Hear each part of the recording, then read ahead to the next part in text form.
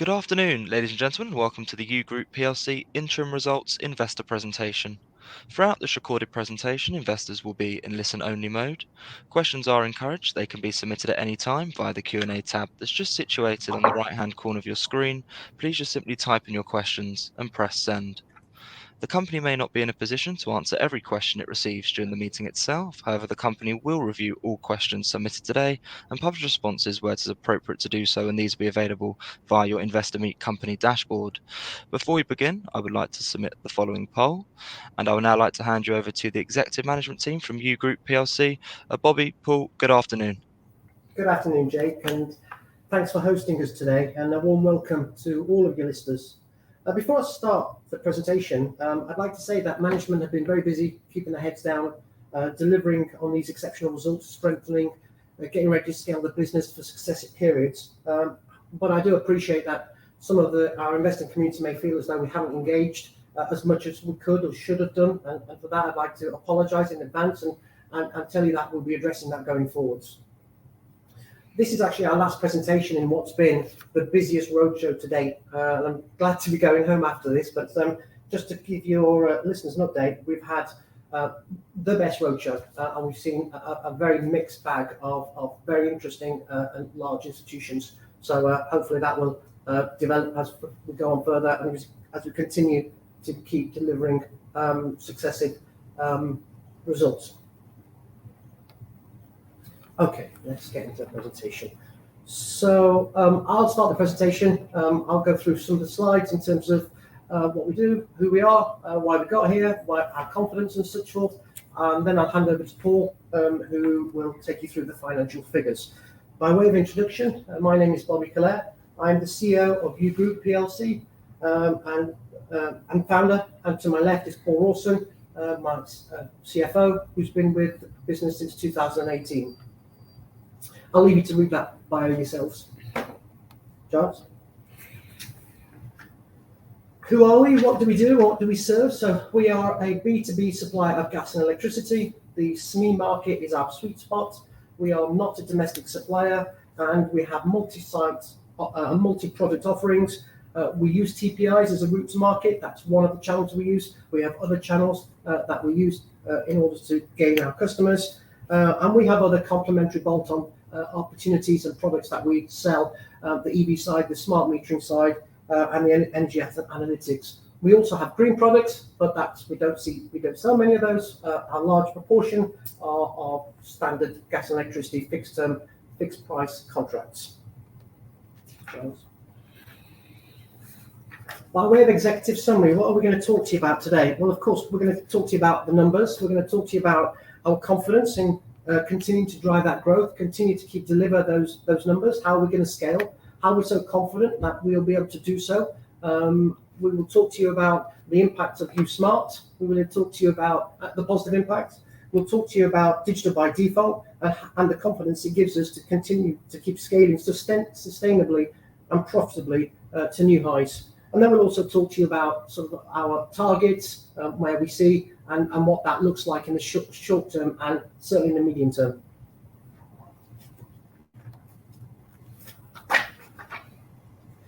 So sustainably scaling our business, what gives us the confidence in terms of our ability to continue growing the way we are and delivering those results?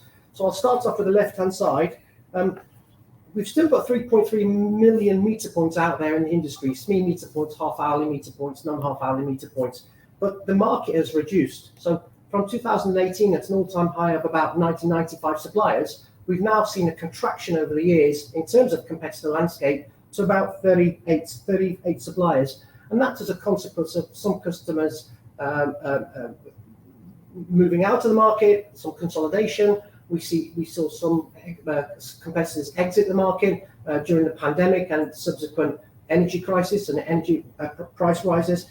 But the point is we've still got a same number of customers to go at, but a much more reduced competitor landscape. That's brought much more of an orderly market in terms of our competitor landscape, and we've been able to see that by the number of contracts that we're winning and the margins that we're winning them at. Currently, we're a 1.2% market share business in a huge opportunity market. 2.4 million customers are generally held by the big six, and they're our target audience to keep chipping away at them and taking market share. I think we've got 40,000 meters on supply. I think we'll finish the year at about 47,000 meters, which then gives us an excellent springboard to really drive scale, really grow the business. And our new target is 100,000 meters. It is an ambition. It's certainly not forecasted, and it's not linear in terms of number of meters equals number of revenue. We do supply different segments, and as a consequence of that, we will deliver, or we will report the numbers as and when we get them. The contracted revenue, it's an interesting metric. We've got 360 million locked in our contract book, which will outflow in 2024, and a further 145 million locked in, which will outflow in 2025. And that's why we have the confidence in terms of our revenue visibility. We have great forward-looking revenue visibility. We can see our profitability in terms of our EBITDA, in terms of our gross margin. So we have confidence that we will hit or exceed our numbers both in this year and following years. Giles? So I want to talk about smart metering and its effects. I won't talk too much about what the nuance in the industry, apart from saying that the government has mandated via Ofgem, the government has mandated suppliers that they have to install a certain quota of smart meters on their customers' premises, and obviously that goes for all suppliers. We've installed 4,000 meters so far. We've probably got a run rate of about 6,000 year to date, and we're quite confident that we'll hit about 10,000 meters year end. We've taken on some debt in terms of financing those assets. It's a well-trodden path, and I'll have Paul talk to you about that in a few seconds. But this gives us great insight into customer usage, but also it allows us to understand customer payment habits. And obviously we can help the customer into giving them prepay options and such forth. So this is a real positive thing, and I think given the fact that we have this capability in-house, again, we can control the predictability and measure sort of the outcome, and be confident that we're going to succeed. There's a pie chart there at the bottom left-hand side. It shows that 48% of eligible businesses don't have a smart meter on them, so they're effectively still using dumb meters. So there's a great opportunity for us not only to continue scaling our core energy supply business, but complement that by putting a meter on that wall as well, and that obviously creates an annuity income then going forward. So we have that capability. We've started installing meters after getting our licenses from Ofgem and getting all the equipment, the vans, and hiring the engineers and health and safety and everything else that it takes to install. And now we are scaling that engineering capability to get more geography around the UK. And as we continue to keep scaling that, we will continue to install the meters. Currently, USmart has one customer, which is U Energy. So we will sell the contract, and then we will install the meter if the customer is eligible. But we do have opportunities going forward to do the same for other suppliers. But again, just to stress that at this moment in time, we're only focused on serving one customer, which is us, effectively U Energy.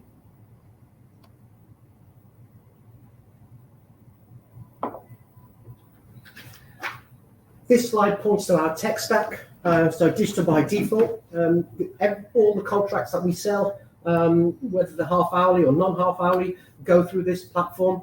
We've spent the last 3 years building this. You can see from the various pieces there, they're all plug and play, off the shelf, best in breed.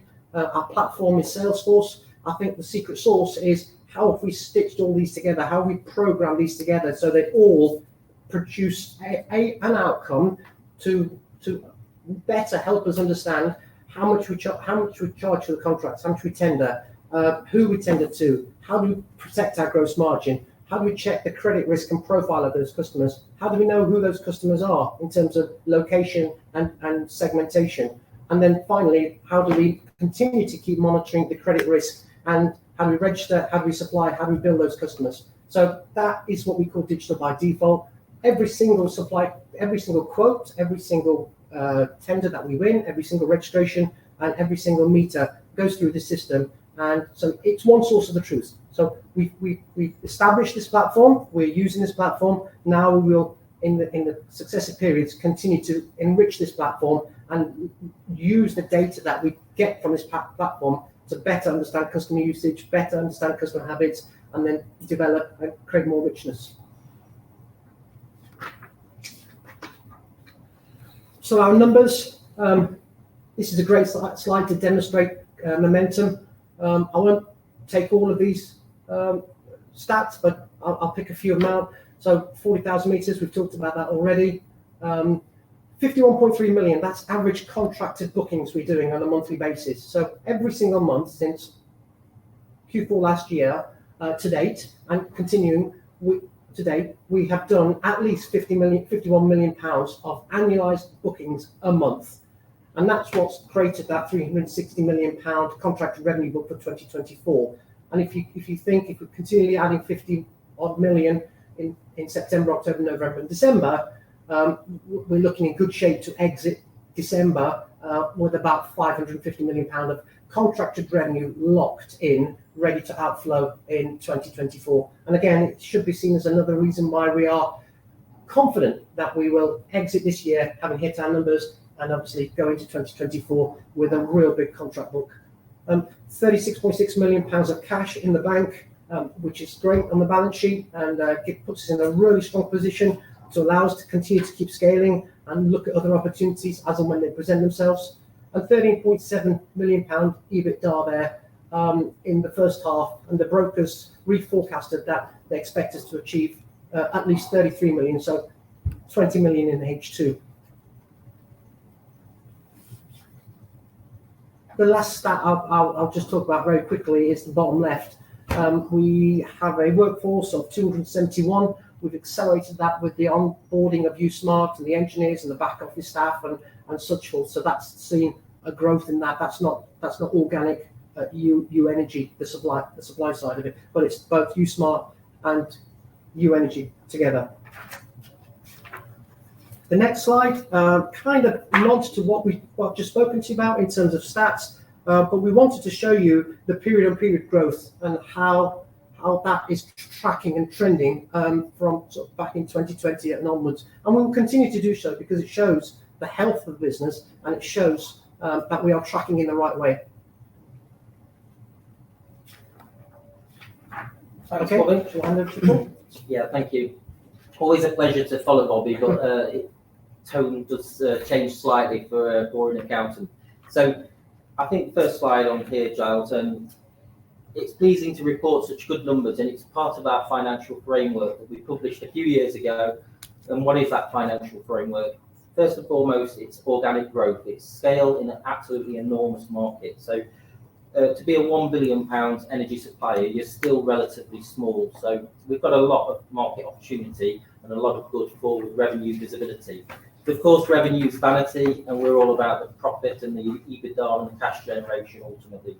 So we're very focused. The second bit of our financial plan is about improving customer lifecycle value. What does that mean? It means solid gross margin, control our bad debts, and really optimize commercial contract lifecycle. How do you do that? Well, you cross-sell, you sell them gas. If you sell a customer gas, sell electricity, or you renew contracts at good margins as well, and make those customers value the service that we provide. So we're not the cheapest on price. We make reasonable margins, and we make sustainable margins. So we can see that margin in the book. So that's the second bit of the framework. The third bit is about leveraging overheads. As we get bigger, as we benefit from our digital platform, we scale, the revenue scales, but the overhead line doesn't scale as much. So we get operational efficiency as we scale the business. And the fourth bit of the financial framework is about managing cash, but it's also about solid foundations. It's about managing risk as well. So we particularly hedging risk. That's a big element of our business. We're constantly looking to hedge our commodity position. We sell a fixed price contract. We go out and hedge that commodity for the 1, 2, 3 year period that we've sold it at. So all of that is reflected in these numbers. Obviously, the numbers have been very positive in half one. Revenue up 51% to just shy of 200 million. Adjusted EBITDA is 7% margin. which has been above our target, if I'm honest. So some market volatility provides good margin opportunity, and I'm a very cautious guy. So 5 to 7% as a sort of a range of EBITDA going forward. We've made very good profit after tax. This is despite a non-cash item. So there's a financial derivative gain that's loss in the half year, which is all about the forward value of our mark-to-market position. It doesn't convert to cash, and we have premium in our cost stack, so we always adjust for that in our EBITDA. It's not really a cash-like item. And then we've got really good adjusted, fully diluted earnings per share. So at 58p for the half year, it's already close to double the full year of 2022. We expect half two to be very strong as well. So we're very confident in EPS growth. Good operational cash flow and a dividend per share. So we're still early in our dividend journey. It was 3p final at the end of last year. We've done 3p interim, which suggests 6p full year, but we'll see. So that will take 9p sort of on a like-for-like basis. So that's a sort of overview. If we go to the next slide, I guess this is all about momentum and how do we grow this business. And half year on half year, in terms of the left-hand graph, shows the revenue growth, which we've talked about, the organic opportunity to grow this business. So the compound annual growth rate is 51%, which we will continue to grow in half two. And with that forward contracted revenue that Bobby spoke about earlier, 358 million already contracted to deliver in 2024. That's already significantly more than the 247 million we exited in December 22 for 2023. So we're getting really good forward revenue visibility and then good margins as well. The right-hand graph is the EBITDA trend, and unfortunately my OCD doesn't quite kick in here because it more or less doubles, or more than doubles on each half yearly basis. You can see 0.1, 0.5 to 1.2, but unfortunately 2.7 to 5.2 doesn't quite work. But we have guided to making in excess of 33 million EBITDA in the full year, so that suggests close to 20 million EBITDA just for half two, and we're trending well on that. And then the third slide here, which is this one, which is the cash position of the business. The cash position of the business, which is very strong actually. So we did have a prepayment, 16 million pound operational cash flow, close to 19 million operational cash flow, so good EBITDA to cash flow conversion. Typically we do have half one as a better half than half two because we have an annual ROC payment. But what happened in half one this year as well, we also paid 16.5 million prepayment of cash collateral related to our hedging position. So really good, strong. It's good to see EBITDA turning to cash. We have a very tight cash working capital cycle. We're very quick on billing, so we bill December's consumption in early January. That converts to cash 7 days later typically, and then we pay our cost of sales. So yeah, good cash conversion. It should see us forward, even in this high growth scale that we're in now.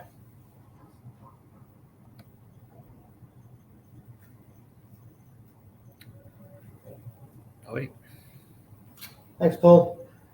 Okay, so look, what I want to see in the outlook, we are focused on delivering very strong, profitable, sustainable growth. We're really excited to be driving the U-Smart business and the digital by default. We're very excited to see how that is going to further complement our growth opportunity, scale opportunity, sustainably. Let's be clear, we remain very focused on attacking what is a huge market and increasing our share, our ownership of that market. The competitor landscape has reduced, as I talked about earlier on, but again, creating an more orderly market. So again, it gives us opportunity to operate in what is a closed club, effectively. I'm very excited about the future for the group, and I'm really looking forward to coming back in March and presenting full year figures. Thank you. Perfect. Bobby, Paul, if I may just jump back in there, and thank you very much indeed for your presentation this afternoon. Ladies and gentlemen, please do continue to submit your questions just by using the Q&A tab that's situated on the right-hand corner of your screen. But just while the team take a few moments to review those questions that were submitted already, I would like to remind you that a recording of this presentation, along with a copy of the slides and the published Q&A, can be accessed via your investor dashboard. Bobby, Paul, we did receive a number of pre-submitted questions ahead of today's event. And as you can see, we've also received a number of questions throughout your presentation this afternoon as well. So firstly, thank you to all of those on the call for taking the time to submit their questions. And Giles, if I may just hand back to you to chair the Q&A session with the team, and then I'll pick up from you at the end. Thank you. Thank you, Jake. Bob, we've had a number of questions about capital allocation and dividend, so we'll group those together. Yeah. Are you able to provide further guidance on dividend policy? What is your capital allocation policy going forward? And the company is accumulating a lot of cash. Are the board still looking for acquisitions? Yeah, all a good set of questions, Giles. I mean, let me start by saying it's a great place to be. It's a really good position of strength. It's a good problem to have. I think I'll answer that by saying there's three main areas of capital allocation that we consider. The first one is investing in the business for its growth. The second one is any acquisition, M&A opportunities that may present themselves in the near future. And the third one is the capital returns and the dividend policy that Paul talked to us about. And I think that's where we are in our thinking at the moment. But we will continue to keep reviewing this and we'll provide more information in due course. Thank you. As you scale further and add significant numbers of new meter points, is it fair to assume that average revenue per meter will fall? Or to put it another way, will a 50% increase in meter points translate into a 50% increase in revenue? No, it's not as straightforward as that. We don't disclose that level of detail. No 2 meter consumptions are the same in terms of their profile and in terms of, sort of premium risk margins.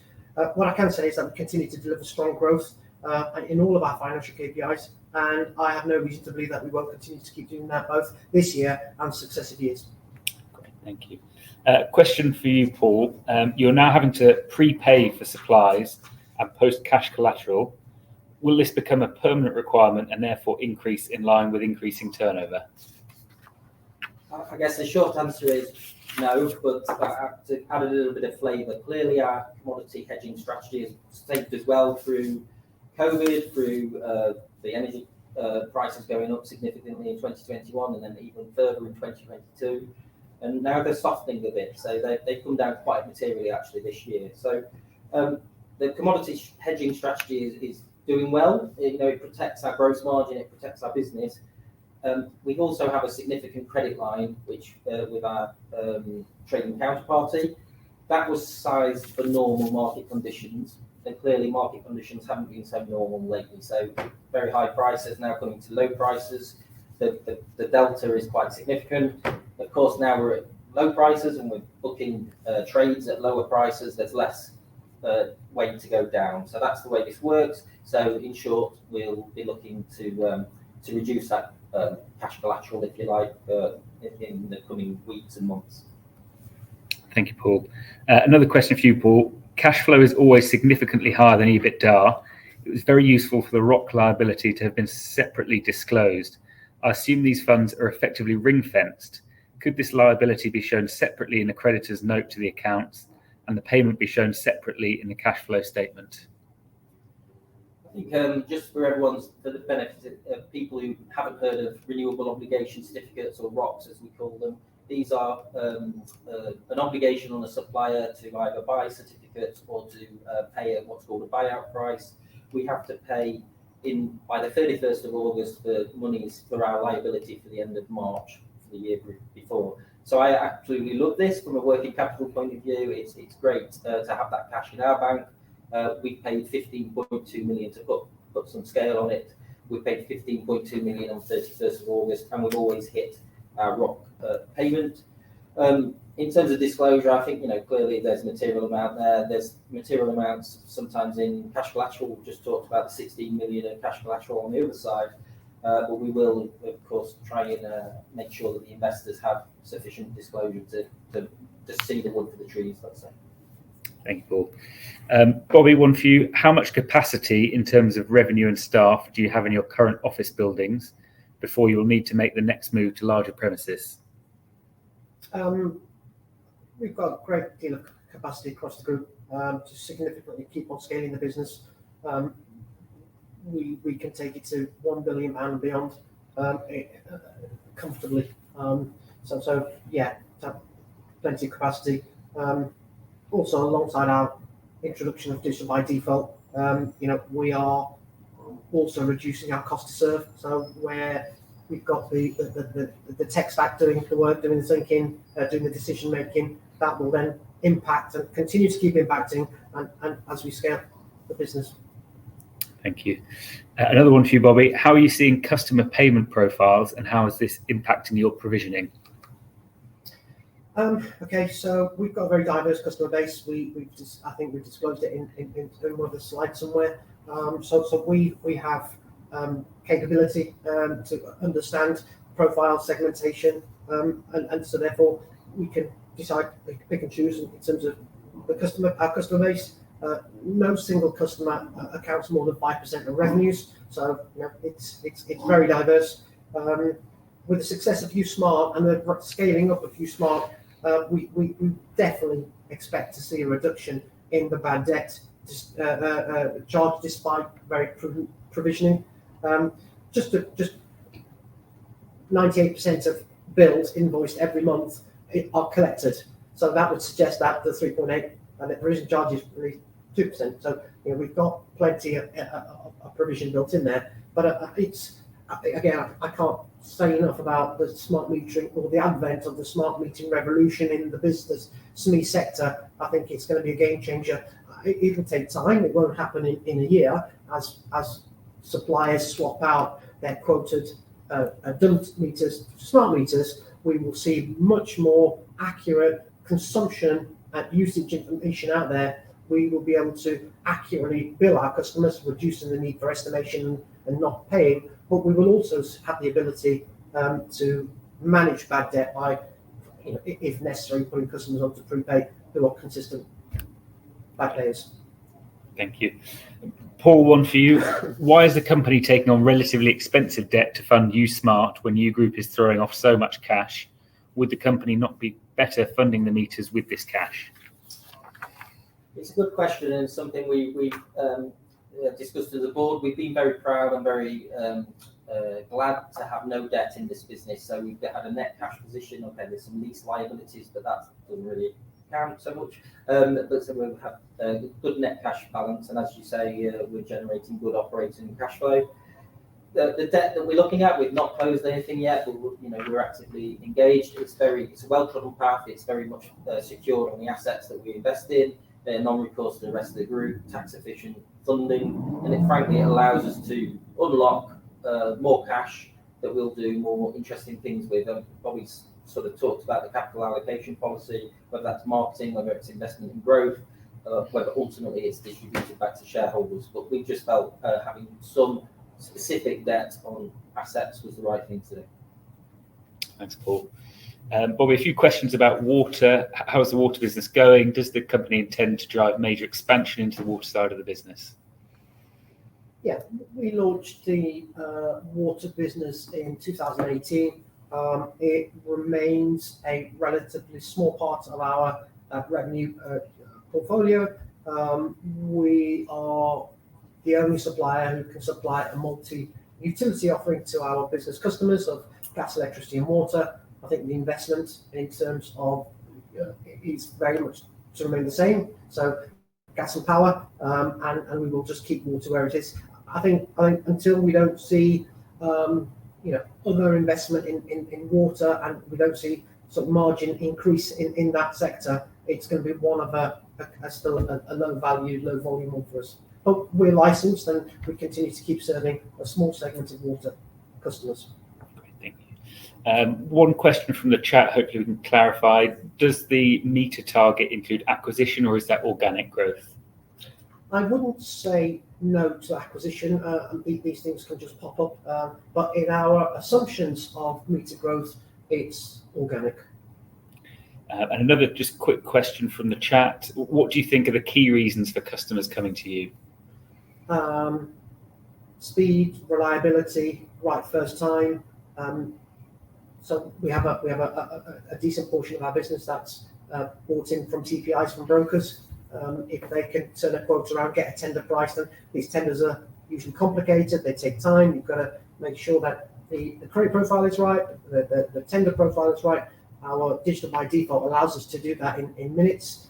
We can get the tenders out, and we are seeing that brokers are choosing us not only because they are actively moving their customers away from the big six because of poor performance, but they're actively encouraging challenger suppliers. And as we continue, we get it right first time every time. And as long as we continue doing that and providing that extra support for the brokers, we will continue to keep winning business.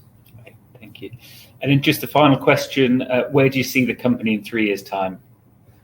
I'm genuinely really excited in terms of where U Group has come from and its journey, and how we will be able to continue scaling the business and strengthening the business and growing the business. And I'd like to think that we can look at offering more products in the future, but currently management have their heads down.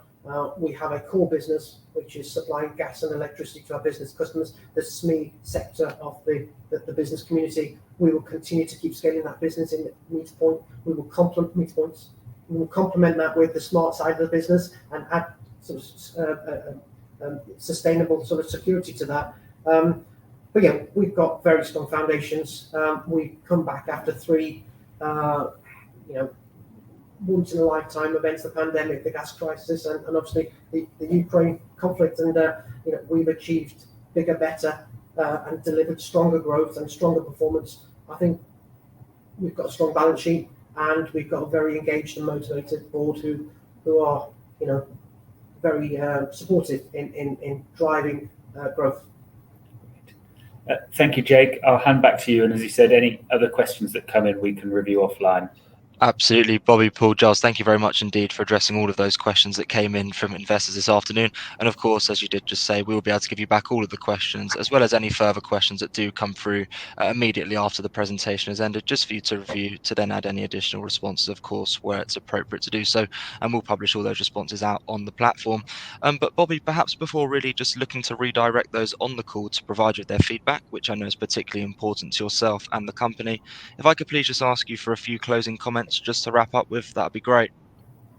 Well, firstly, thank you, Jake, for hosting us, and thank you to your listeners for signing in and wanting to listen to our story, and thank you to them for following us and believing in us. Management are committed, management are focused, and like I said, I'm really looking forward to coming back year end and presenting our full year results, and then giving you a view of what 2024 and beyond looks like. But no, really appreciate, and thank you for taking time to listen to our presentation. Bobby, that's great. And thank you once again for taking the time to update investors this afternoon. Could I please ask investors not to close this session, as you'll now be automatically redirected for the opportunity to provide your feedback in order that the management team can better understand your views and expectations. This will only take a few moments to complete, but I'm sure will be greatly valued by the company. On behalf of the management team of U Group PLC, we would like to thank you for attending today's presentation. That now concludes today's session, so good afternoon to you all. Thank you.